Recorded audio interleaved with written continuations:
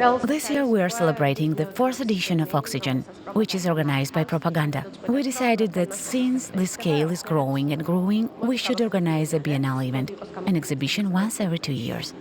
Our goal is to put Tbilisi on the global map as an artistic regional hub to make Tbilisi known as part of the international contemporary art scene and to foster collaboration and intercultural dialogue, merging the experiences of different Western and Georgian creative arenas.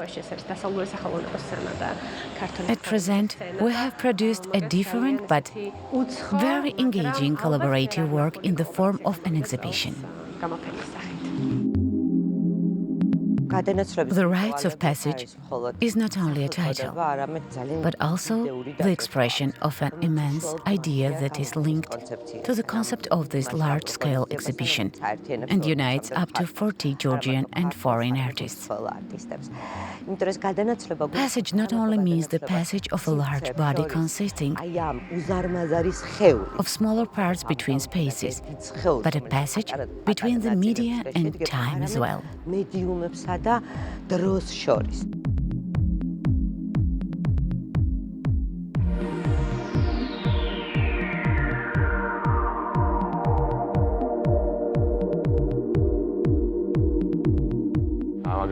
I think everyone sees it the same way as I do, but I wanted to introduce external architecture into the existing construction. Accordingly, I used the internal structure to cut out frames and presented my works in the sequence that I like to follow in a space.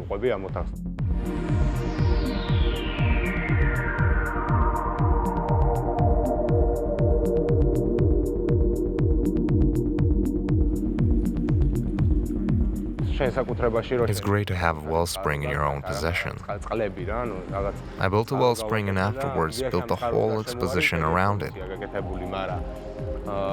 It was very important for me to interact with the architecture through the paintings.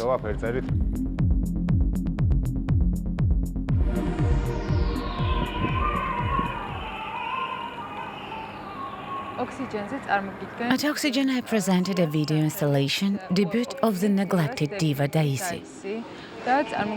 Diva is a creature that never had the chance to perform on stage, was never given a space and could not express herself. I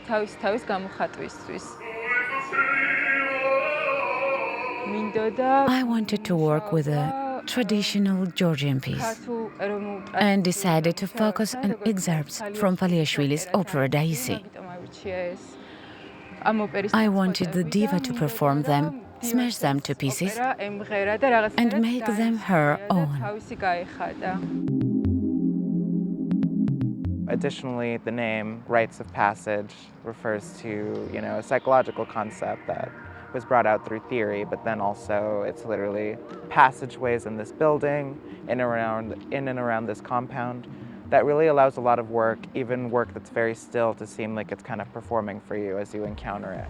I think this show is very important because it is bringing to light something that I've heard from other artists in the city isn't given as much importance, which is the different performative aspects of a lot of artist practices here. So within that, also then bringing in international artists, more so than ever in the show's history over the last 4 years, with this being the show with the most international artists.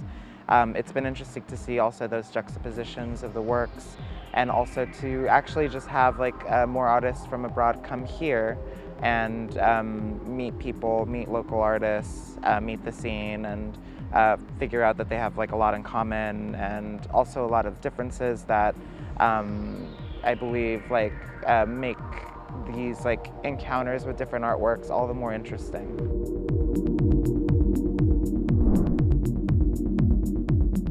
This is one big picture of what happened in Georgian art a century ago. It is no coincidence that the show includes works by avant-garde artists. If we recall the meaning of this term, we understand that it describes the troops who fight on the front line. A century ago, these artists introduced new trends. The work is based on torn pieces of the Tbilisi map made by Kamensky and the Georgian artists, the Zdanovich brothers. I also used an old Arab map from the Middle Ages. Of course, the piece contains a certain share of irony, too.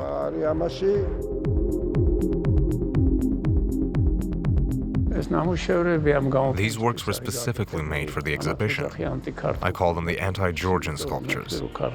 I believe that for the most part, Georgian sculpture is too distant from the European trends of the 20th century, with the exception of one or two artists. These monuments established a kind of heroic and romantic Soviet style. I mainly focused on working with different colors, shapes, and materials. This should most probably be called an installation of soft sculptures. The main material applied here is clay. These are the shapes of shifted, displaced people.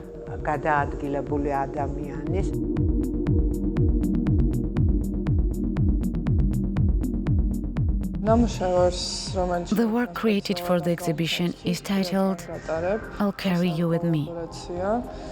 It resulted from a collaboration and unites my objects and the drawings of my grandmother, Curated. All the objects are made of real wood, branches, and small pieces of wood, and this forms the basis for everything else.